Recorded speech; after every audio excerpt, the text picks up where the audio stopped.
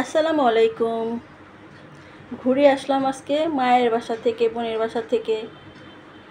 মায়ের বাসার গাছের আম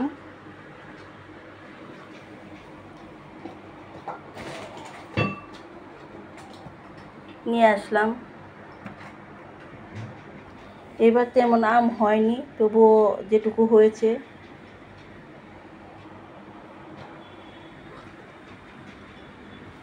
এটি বোনের বাসার কলাতিয়ার, আর এটি আমাদের মায়ের বাসা।